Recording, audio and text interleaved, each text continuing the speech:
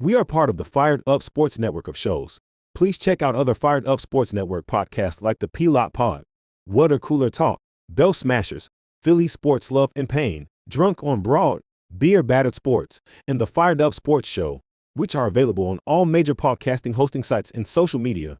Also, check out Mark Ramos' Roundup on firedupsports.com, which breaks down the happenings going on with all your.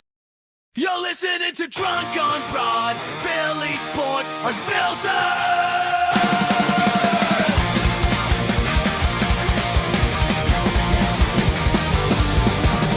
From Broad Street down to the bank, we bleed red, green, black, blue, and gray. Racial classes, game day pride, Philly's hardware, drunk on the ride. A.G. Elliott flying high tonight, Sin stars lights up, the sky's so bright. Flyers crash like thunder on the ice. Philly swinging, everything's nice. Union chanting, passion loud and raw. City of grit, we break every law. Down, drunk on broad. No, we don't sleep. City of champions, running deep. For another round, let's make it loud. Feel it forever. We're Broad Street proud.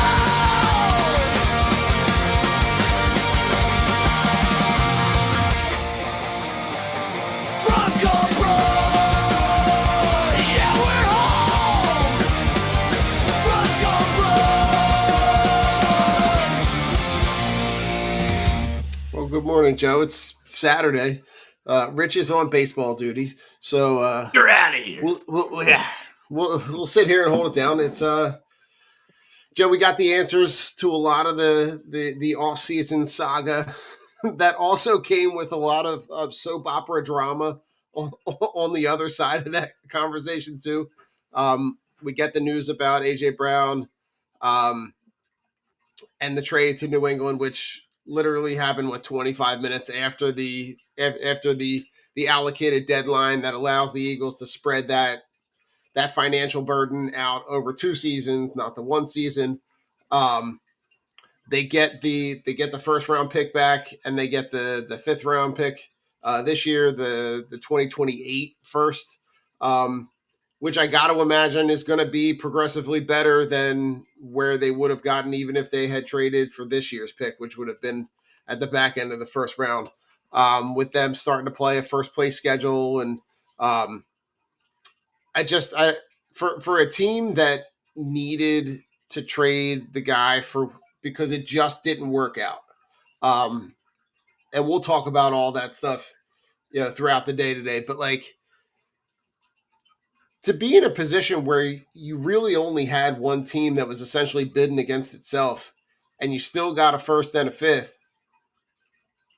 seems like a win.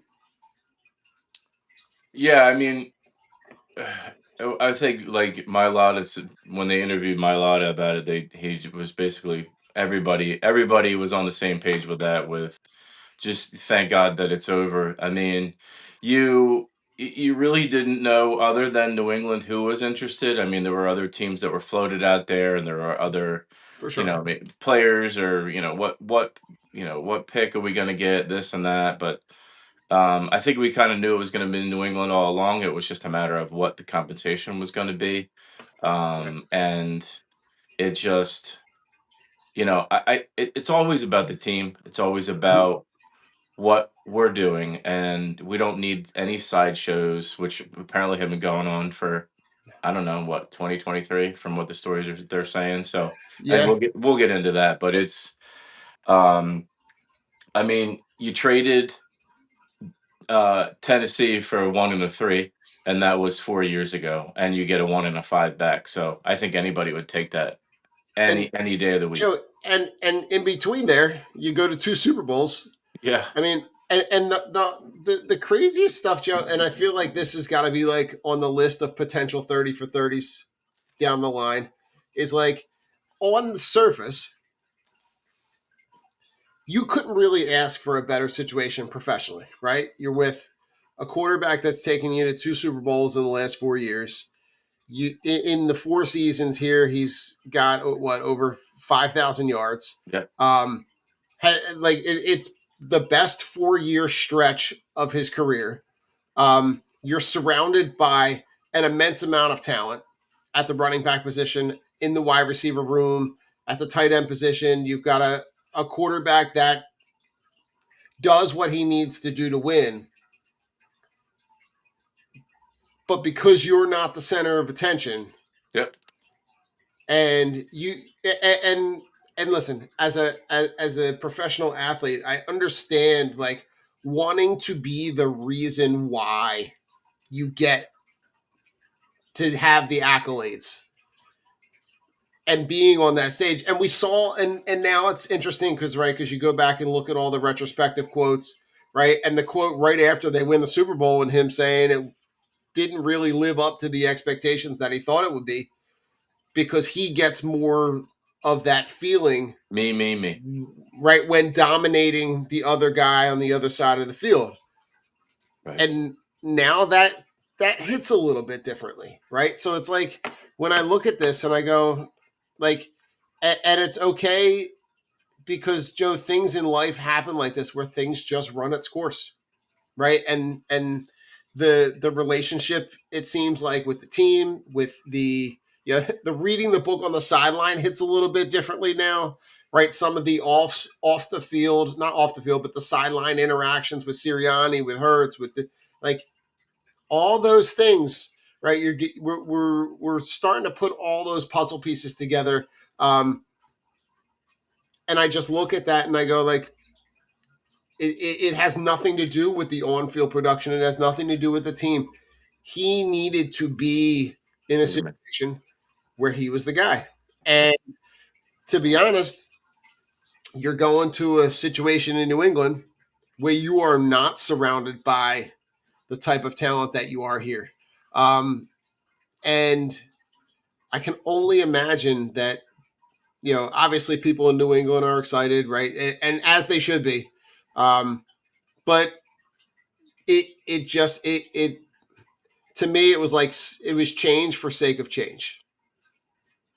Right. And But it's addition by subtraction. yeah, it's very true. And the problem when you're trying to win and have a winning culture, and that's Mhm. that's the only goal and that's the ultimate goal, and everybody else is on the same page with that. They're putting aside their own personal stats and awards and all of that stuff. That's how you win. I mean, that's how you win as a team. That's a team motto. That's a team mentality, and you know, hit AJ and how he was, which I mean, it is what it is at this point. But other players see that, coaches see that. Mhm. Um, it wears on the players that are here, and then you bring in new players, and they see that, and they have to deal with that. So it's a slippery slope that you have to walk. Then they were able to do it. It's incredible how they were able to walk that line and still win a championship and almost won another championship. Right. But what's now that he's in New England, it's like, okay, well, yeah, he might be the man, but what happens if he's not the man for that game, or he goes a couple game stretches where he's not the man, and they're not, But it even comes down to winning. I mean, he's already won at the highest level, and I don't even know. I don't even really think it's about that anymore for him, and I don't know if it ever was. So if he's not getting his way and he's not having the stats and showing out each Mhm. game, we're gonna be having the same conversation. But you know what, Don? It doesn't matter because we don't need to deal. Yeah, We don't need to deal with that anymore. Joe, I heard, I can't remember where I heard it, whether it was on the radio or online somewhere or on a podcast, but is AJ Brown James Harden? Very similar, very similar ways that Could they could carry themselves could and you act. But see a career path like that? absolutely, Right? absolutely. Just But just bounce around. I can draw definitely the similarities, absolutely. Right. But I think it's tough to say because I mean, look at the teams that were around AJ, and look at the teams that were around Harden. But yeah, I mean, AJ Brown and did show up in some of those biggest For playoff sure. games, but um, it's you know the Super Bowl game he that we won, he was okay, and then but I mean, yeah, I could see that, I could see that comparison, but I think the problem with AJ was at this point it's like you don't know what's real and what's not. There was No. rumors that he's floating stuff out there. He's sending some of this stuff out there to try to motivate the team and this and that. And it's like, Right. is Like, what that are we even doing? true? Like, are you Right. just doing that for a like? And I know he's had issues with mental health and depression and stuff like that. It's like, Yeah. does that correlate with that? Like, I don't know. Like, I don't know, and I hope that he is right mentally. I hope he can get right Mhm. mentally, but it's it's exhausting to see somebody who acts the way that they do when Right. this is like you're playing at the highest level, your teams are playing at the highest level, you Right. go to the playoffs every year. Yeah. Why can't you just be happy?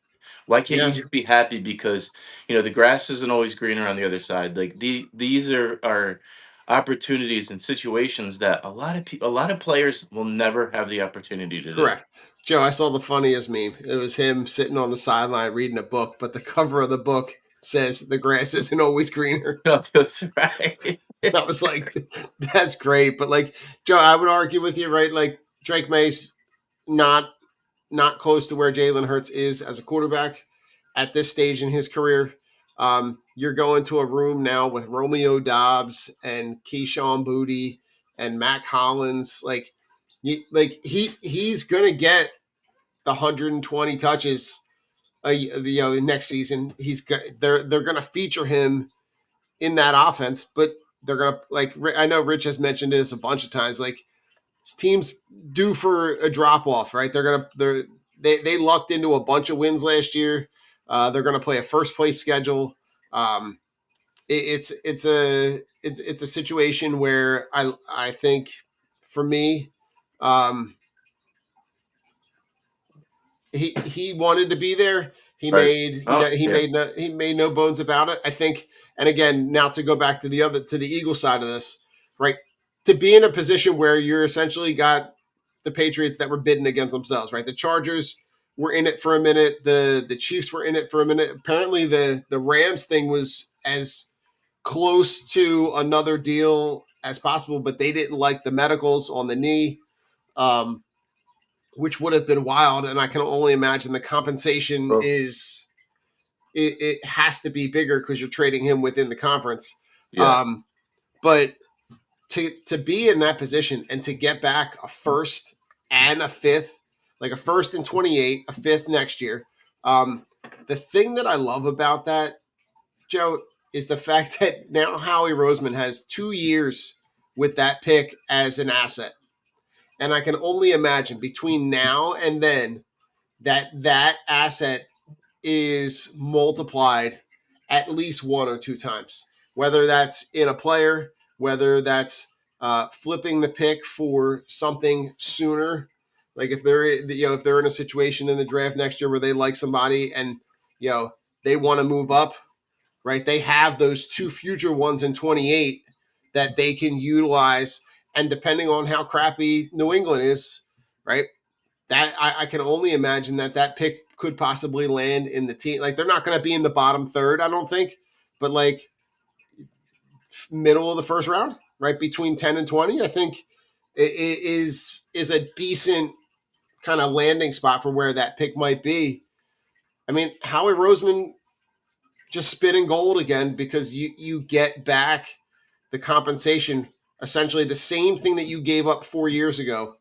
Obviously, the fifth round pick is a little bit later, but like It's been 4 years. I mean, you can't right, beat that. Yeah. but to be able to have that player on your roster for 4 years, get the production that you've got, have the team success that you got, and then still have the ability to be able to maximize that value 4 years later and get the same, I keep saying same, but like a very, very similar compensation back.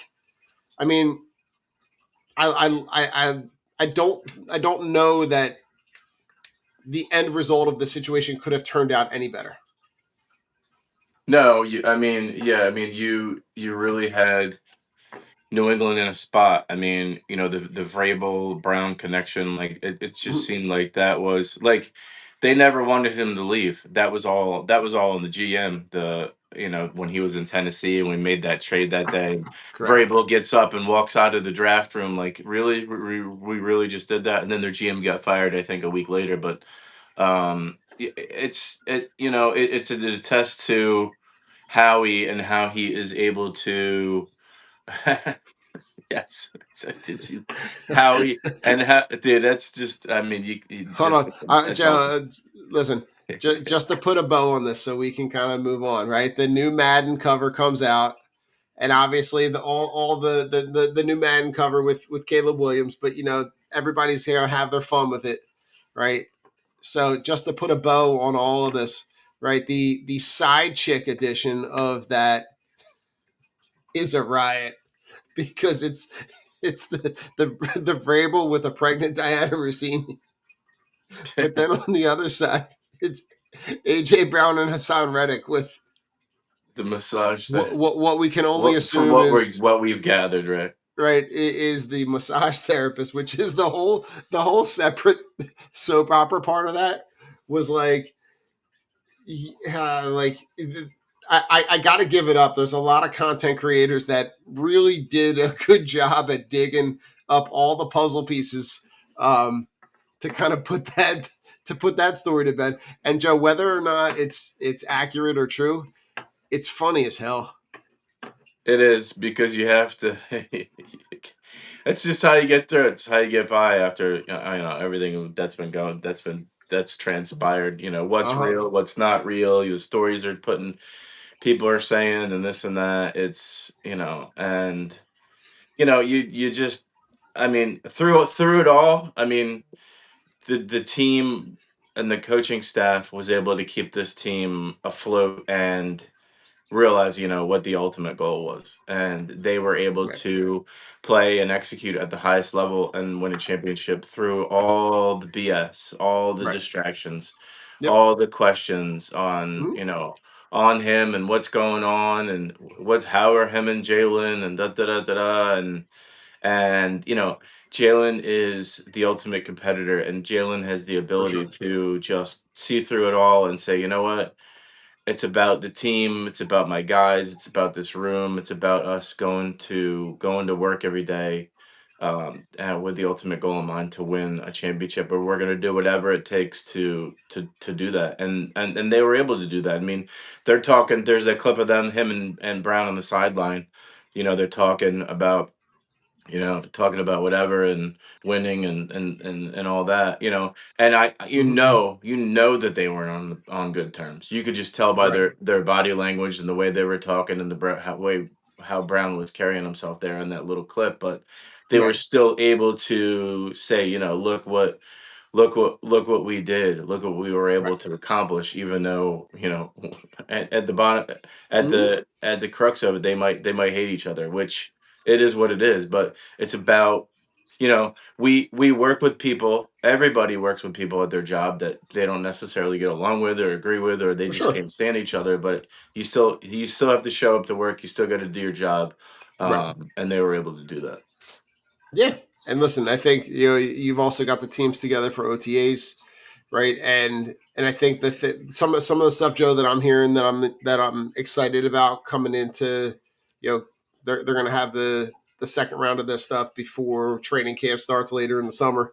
Um, the amount of snaps that we're hearing that Jalen Hurts is under center, what that's going to do for the play action and run game, the dynamic formations, right? Having multiple different formations within the same player group, I think, is something that's exciting me.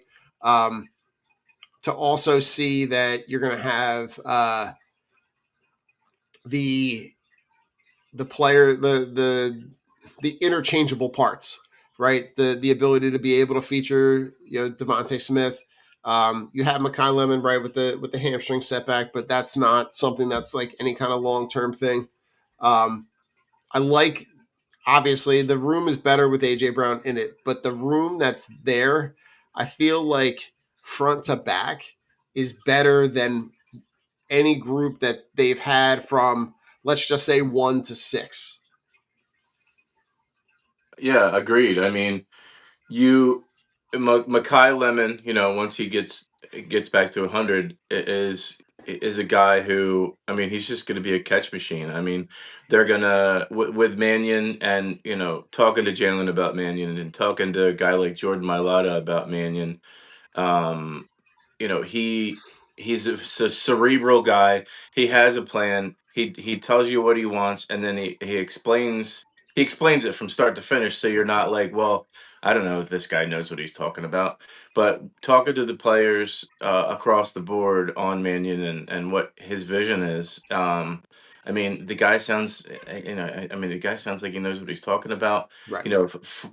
Players that he's coached, coaches that he's been around or been connected to, say the exact same thing. So but that's the NFL now. You have to be able to, look at Seattle with J. They really only had JSN. It's for the most part. I mean, you had Cup and some other guys, but Right. you knew he was going to get the ball, and it's like, wow, he was like, how's he that open? Or look at that route, or look at that play. It's like, that's what Mannion, that effect, that is what Mannion is going to do Yeah. with guys like, you have Dallas Goddard. Mhm. Seattle didn't have Dallas Goddard. You draft a Right. guy like Stowers, who Flowers. is going to be, he's long, he's athletic, he's got speed, he can catch. So these guys are going to be all over the field. And then your offensive line should be back in 100.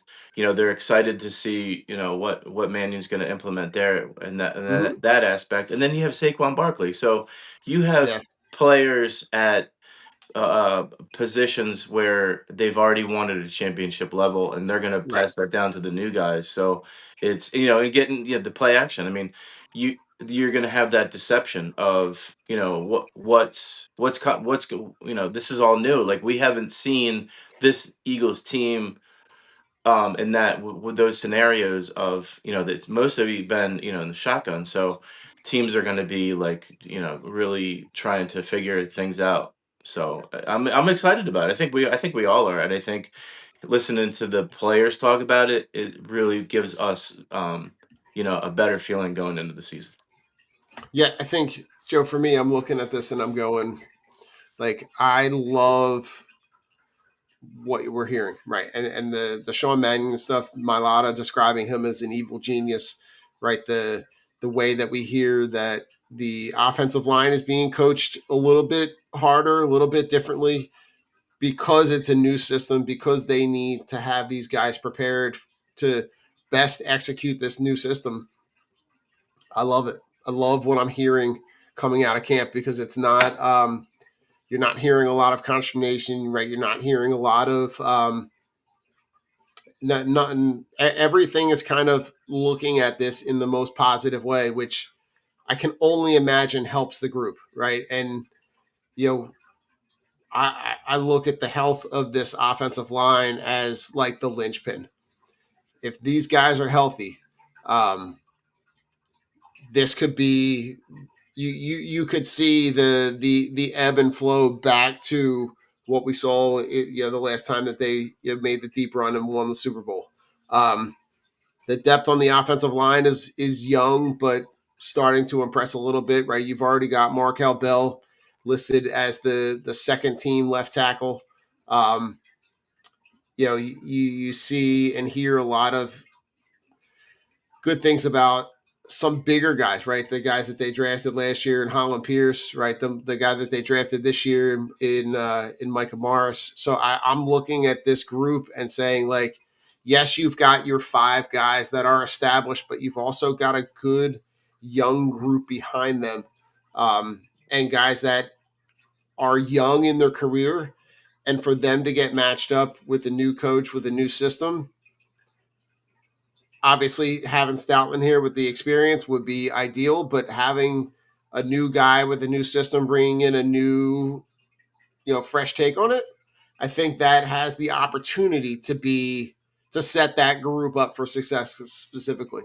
Um, and then, like on the defensive side of it, um, the biggest news coming out of that, that section of the summer with the birds is like the talk about Cooper DeJean and the move to safety at in base. Now, for context, they don't play base a ton, but like to have him, I think he's a guy that is dynamic enough that you have to figure out ways to get him on the field. And Fangio is the master genius at figuring out where those guys move. Right, like look no further than Jahad Campbell. The moves that they make at in putting Coop in the slot and being able to have him be flexible enough to take care of that. And then Joe, the other guy I want you to talk about along with Coop is Tariq Woolen, because everything coming out of this section of the summer with them is the size, the speed, and what that will do for the rest of the guys in that back seven. Yeah, absolutely. I mean, for a guy, like you said, with that size and speed and helping Seattle win a Super Bowl last year, um he's a guy who plays at a really high level. I mean, Yeah. I think he's got a lot to prove. I think he wants to prove a lot just based Mhm. on, playing with for Seattle and playing as well as he did. He definitely had some ups and downs, but I think he's got a lot to prove. He only took the 1 year deal. He probably feels maybe slighted by not having more offers, but he comes into a team with a defense that's already ready to win. So and a coaching staff that's going to put him in the right spot. So, they that was huge. I mean, you had it was a revolving door last year at cornerback too. So Yeah. you have a guy who's going to be there game in and game out, who's going to just, I mean, he's just going to do his job, and he's going to do Yeah. his job to the highest level. So having that comfortability with bringing in a guy like that who you really don't have to worry about, is going to be massive, with Vic and how they're going to utilize him. So he's great. I mean, he I think he got benched at some point during the season last year, and he Yeah. kind of ate it out. But I think that's going to motivate him. I think that's going to motivate him to, show the guys that, look, man, I deserve to be out here, and I'm going to prove it to you. So Yeah, and Joe, the other group before we jump into something else, right? The other group, the linebacker group, um, even losing Kobe Dean, you still have a ton of depth, right? You're talking about you're gonna start the season with Jahad Campbell and Zach Baldwin on the field, um, but you've also got Jonathan Grenard who's going to play some of that, some edge, and then you've got you still have Try Jr. And Smile Mondin is a guy who's shined on special teams, but has, from all the reports, obviously that you and I are not down there, but the reports of the guys that we hear that are, lots of good things from him at that position, and they still have a really decent amount of depth to where. There are going to be some guys that either get cut or moved that I think might raise a couple eyebrows.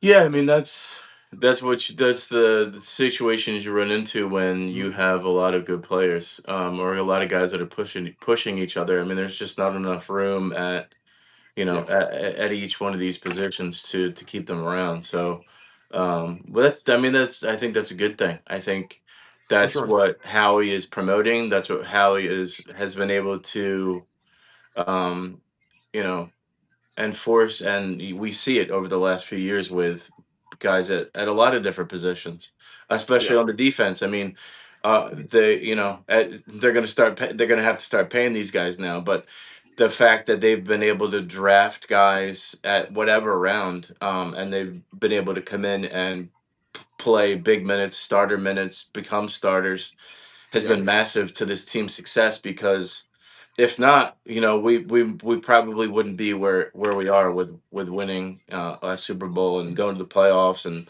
almost winning another one without Mhm. Howie picking the right guys through the draft.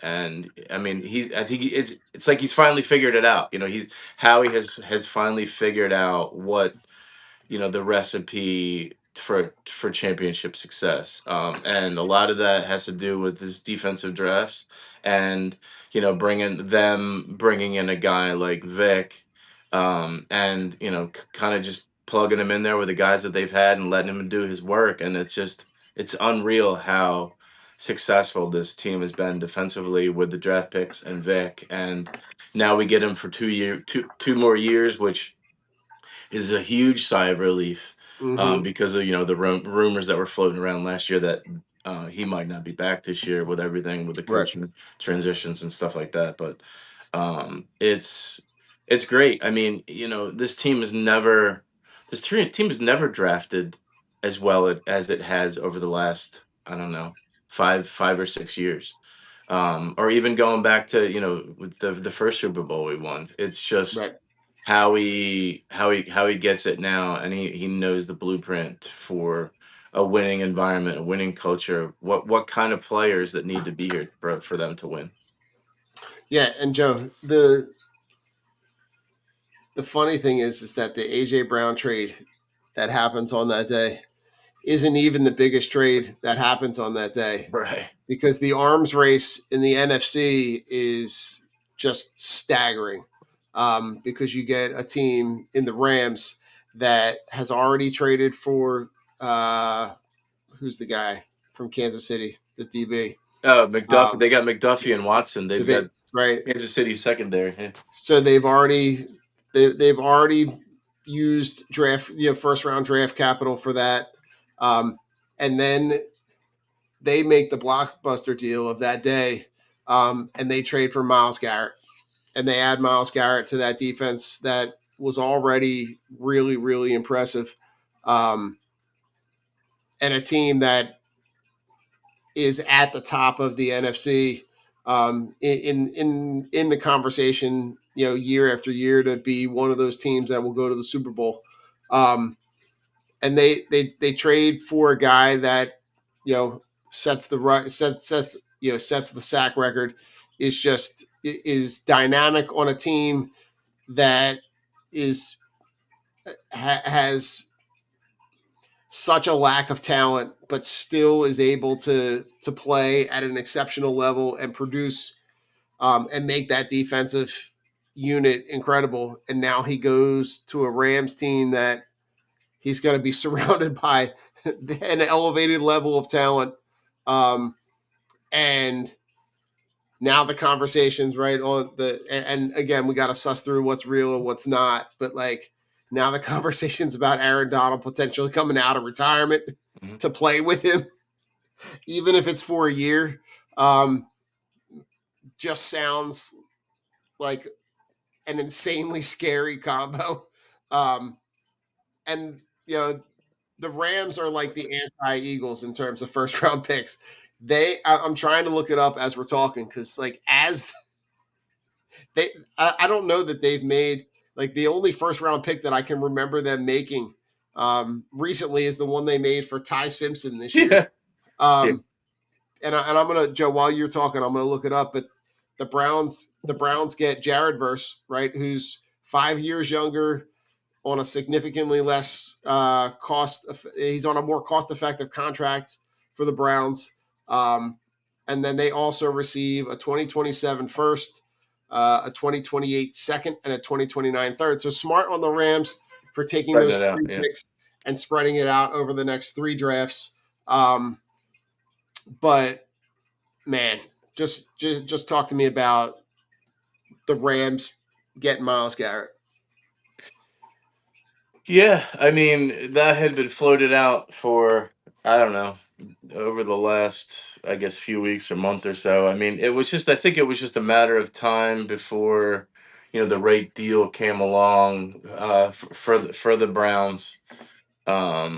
Because and it all went back to that contract that he signed with, they backed up the Brinks truck and they gave him a boatload of money, which he's absolutely totally worth it. For a position like that and his production and how I mean, he's arguably the best defensive player in the NFL. So Mm-hmm. it's I mean a great team just got even better. I mean, they were right knocking on the door last year, and I mean, they were a play away from beating us in that playoff run Mm-hmm. where we won the Super Bowl. If Jalen Carter doesn't make that stop, but that's the kind of player Miles Garrett is, and Mm-hmm. along that defensive alignment, they're gonna be completely dominant, especially if they do get down back for that one season. But you take Miles Garrett on a terrible team, and add his production, and then you put him on a Super Bowl caliber team. It's like it's just bonkers. It's bonkers to me. And I know the Eagles were in the mix with potentially bringing him here, but from what I've gathered, they wanted I think they wanted Jalen Carter Jalen Carter. or somebody with at least the same skill set or production Yeah, as a Jared Verse. So it's I mean it's like you look at it on paper and here we are with the Rams. I mean the Rams are right there. I mean, there's no yeah. reason why they shouldn't be or will be winning a Super Bowl or in a Super Bowl this year. I mean, Joe, at this point, I think you would just tell you just need Matthew Stafford to stay upright. If he That's can it. be upright and distribute the ball and they can stay healthy, they're going to be formidable. And this, Absolutely. where the defense wasn't able to keep them in games in previous years, now it will be. Now you're going to have, potentially, this guy coming off the edge and just destroying things. It's just going to be crazy. Joe, including the 2016 draft, because they made first round picks pretty consecutively all the way back to all the way back. I'm looking all the way back to 1998. Every year up until 2016. So including 2016, up until last year's draft, they've drafted 3 guys in the first round. All Wow, of their other first round picks are traded away for that's for crazy. for for guys who they know will be able to help them win now, right? And do you know who they drafted in 16, Joe? 2 of these 3 are quarterbacks. Obviously, Ty Simpson that we just talked about. Can you name the other quarterback that they drafted in 2016? 2016. Mm-hmm. That was when they were with St. Louis. Yes, they were. They were getting ready to move, though. They were getting ready to move. He's 20. still in the league. Oh man, wasn't Jimmy Garoppolo? Was it? No, I don't remember, bud. Jared Goff. That's right, Jared Goff. And then the other guy is the guy that got traded, Jared Verse, Wow, in 2024. Jared Goff. It's crazy. Both of You those got 2 it guys right. are Sean both McVay Jared. knew. Sean Yeah, McVay knew that he knew Goff was the kind of guy that was gonna be a regular season. He was gonna kill the regular season and get them to a playoff, but he wasn't yep, sure if he was gonna be able to get them over the top, and he made that for move. sure. For sure. Now, obviously, Joe, this is where the rumor mill now starts. And obviously, this is all completely speculative. But you got Bart Scott spouting off yesterday that this becomes the arms race, and then the Eagles flip the 2028 pick and include Nolan Smith in a deal for Max Crosby, which obviously is complete speculation. The financials don't make sense at all. But I that isn't necessarily the position that I think they would be addressing. The one that I think that they address between now and training camp is safety. I feel like Safety. there's something that Something might be will up his sleeve, yeah. something might shake loose. Whether that's during training camp, maybe there's a guy that's young that kind of unseats a guy that's not experienced. But I do think that they feel comfortable with Marcus Epps. From all things that we hear coming out of the Jefferson Health Training Complex, seems like they're how do I say this kindly? They're okay with it. They're not excited about it, but No. I think everything else that's built around this defense has the ability to be able to compensate for having Marcus Epps play next to Andrew Makuba. Agreed. I mean, he's a solid starter. I mean, he's a guy who, he's gonna play. He's gonna be Mm-hmm. good. I mean, Yeah. it's a position that absolutely you need more competition back there. I mean, Mm-hmm. you just do. I mean, like you said, Yeah. they might wait and see how he does through training camp and how you at least need more depth. You need and a Mm-hmm. depth piece that can be a starter. Yeah. So it's got to be. It's definitely on his mind. It's definitely how he's just waiting for the right opportunity Yeah. to strike. So, there's guys to be had. I mean, you've got a boatload of draft picks. Um, it's going to be, just trying to wiggle or move that money around. I mean, you Yeah. picked up Jalen Carter's fifth-year option. You picked up Nolan Smith's fifth-year option. These guys are playing for deals. Yeah, It's and I think Joe, an exciting thing to watch at that position is that essentially it feels like Nolan Smith and Jalix Hunt are kind of battling for who's going to get for the that spot. extension. Absolutely. So someone's going to get paid, and someone is probably not going to be here. And just from what we've seen, obviously smaller sample size, but it seems to me like the ceiling could potentially be higher in Jalix Hunt than from anything that we've seen with Nolan Smith. Not that Nolan Smith has been bad, but I don't necessarily know that he's lived up to the expectations that we thought he might.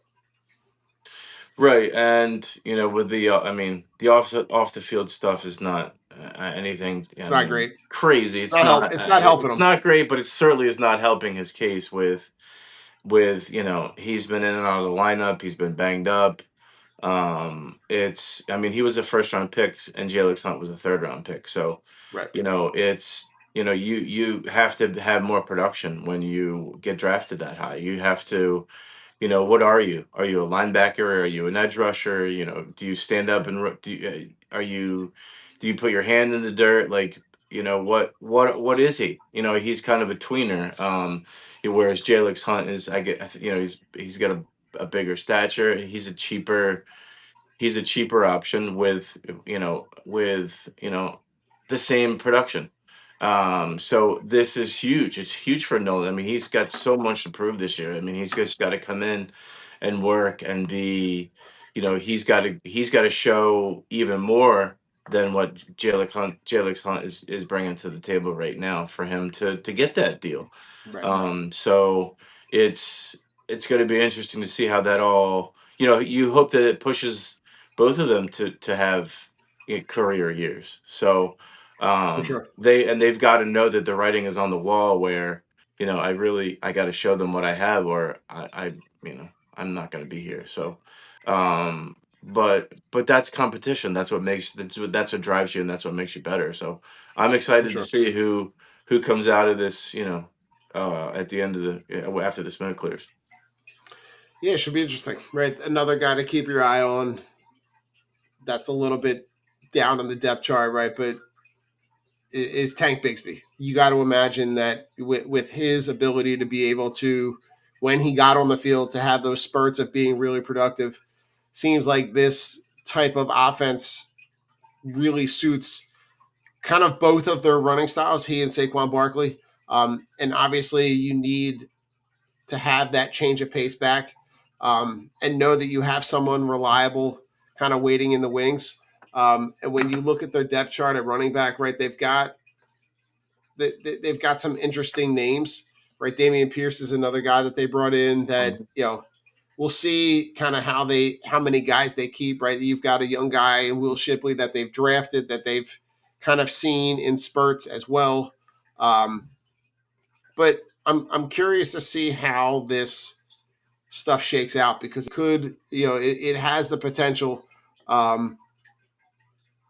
to have this the kind of bounce back season. And then when you look around the division, there's a lot of consternation around the division about where some of these teams are. And it could put the Eagles in a really good position to have, one of those bounce back years after a year, right? That was very underwhelming. That had a lot of complications that ended the year with a lot of change. And I think that's the thing that maybe gives us a new kind of breath of fresh air going into next season. Yeah, I mean, you have your constants. You have the head coach in place. You have Howie's here, and you got Jeff. It's and you have Jalen. I mean, Jalen's gonna drive this train. He's For gonna sure. be it's gonna be a lot. It's going to be a massive year for him. I mean, it's he's trying to get an extension. He's trying to learn yet another system. He's going to be way more under the microscope this season than he's ever been before. Now that his go-to guy isn't here anymore. So Yeah. how is that going to affect him? How's that going to affect how this team operates? With the new system, who's going to be your go-to guy other than, I mean, obviously it's going to be Devontae Smith, but Right. you double Devontae. Well, then what are you going to do? What's Jalen's Reed going to be? Who's going to be his next guy that he's looking for to get the ball to? And some of this stuff is timing, some of this route is these plays are precision. And you have to, you're learning it all from scratch. So he's got to utilize everybody. You can't. This seems like the kind of offense where you're gonna have to step outside of your comfort zone. The timing routes and the passing over the middle, and you just got to trust it. You got to Yeah. he's gonna have to take way more risks now with this offense and this year than he ever has before, to show the team and to show Jeff and Howie that I'm the guy to run this system. I'm the guy that's going to be here and embrace it and be successful at it. So he's got to go out there and show them that he can do it and that he can execute it at the highest level. For sure. And Joe, I'm gonna just to kind of go out on a fun note. I'm gonna make a prediction. I think something that you've talked about that we've kind of discussed. I think it might be happening. I think we might be getting the white Kelly greens. I think it might be happening. I know the link that I sent you guys from Instagram obviously is on not the stadium. on the stadium, right? That's what they replaced the AJ Brown photo with. Yeah. Well, yeah, it's but Joe, here's what got me thinking after I saw that. When they had the schedule release video, and that was mentioned in the video, something tells me that's not by accident. Right? Because they had a chance to edit that and obviously that they whittled all of that content down to 13, 14, 15 minutes. Mm-hmm. I don't think it was by accident that part was in there, made it in there, and that Saquon Barkley obviously alludes to like, well, hey, Mr. Hurts, you got the power to make right. You got the power to make that happen. I think we might be getting it. Man, because I hope. it's and you might get maybe a merging of two, right? You might get the Kelly Green stuff, but you might get the like maybe a newer updated word plate on the front, like. But man, if If the base is the there, I'll be okay with it. that would I'll allow it, be and I'm sure there's going to be a lot of tweaking and talking and discussing, but for sure. when we have after the show right now, I'm going to have a round. That'll be the discussion at our round table. I'm going to be doing a show with Jalen and Howie and Jeff, Nice. and Nike. So we're gonna sit down and we're gonna hammer this out. I love it It's for the greater good of for sure. everybody's pockets. Everybody makes money. The fans are happy. So everybody Listen, Joe, wins. our I'll let you spouses will know. not be happy. What's that? I said our spouses might not be happy. No, We they might have won't. But you know we what? might Hey, have a whole new section of the they knew closet. what they were signing up for. So Also very true. it's Joe, I'd be lying to you if I didn't tell you that I already have a white one in the closet. I got a white number 1, Kelly just waiting to Green, win. just Yeah, waiting. And I got a thing for wearing the jerseys that they're wearing, like on game days. right. And I haven't worn that one yet, but I Well, have it. It's in the chamber. I will. I have like a little like a tracker, so I can that picks up audio. So while we're having this meeting, you'll kind of be like there, but you won't. You know what I mean?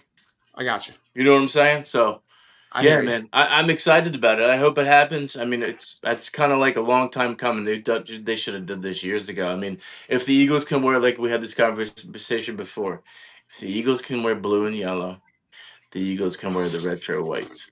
Well, and they already have the helmet, so we're not Yeah, talking I about mean, anything new. So you're right, exactly, and I mean, I don't know what color would have to go away, but whatever it would be worth it. get rid of the white on whites. Ah, I mean, there's it's no need for it. that's about as boring as you want to talk about getting rid of a boring one and getting one that's just balls out like, dude, that is the freaking hottest shit ever. Joe, Go with the retro whites. that would become oppressively fun because I it mean, would just destroy the internet. Randall, they would be Randall approved. They would be Seth Joyner approved. There would be, all those dudes from back then, man. I mean, For sure. Jalen. I think Jalen's always loved that. And he would feel connected. He would feel that connection with Randall, and his love for Randall, and he'd be like, "Yo, man, look at this shit. Like, this is what these guys used to wear in the '80s and '90s. Let's go out and show out and represent." So, I love it. I think it's just a matter of time. I don't think they can do it this year. I don't know if they're going to be able to do it this year, but you better believe that better be happening next season. So. I'll let you know. I'll talk to Listen, I'm really I gonna drive appreciate it. I'm gonna drive it home today, Don. I'm gonna it. make sure that And listen, we walk out of there with a deal. I'm just thinking about it now, Joe. How electric would it be to make it back to the Super Bowl and wear Kelly Green's in the Super Bowl? Again, my Lucas wanted to go, and it's not going to work out because of my schedule and trying to take off the next day after Thanksgiving. It's like a blackout day pretty much. But I wanted to go, and he brought it up, and we might have been able to work it out. The Eagles in Dallas this year. I mean, they probably wouldn't be able to wear the whites that quickly, but could you imagine going to Eagles Dallas and we got to wear the white? We got to wear the road whites. And Joe, I'm ready. I'm going right now. I'm gonna start tailgating right now. I'm going. I'm in. Don, you look like you're ready for work, man. Listen, I'm ready to go. On the way out, Joe. Go Birds. Go. Let's go Birds. Don's ready to run through a brick wall.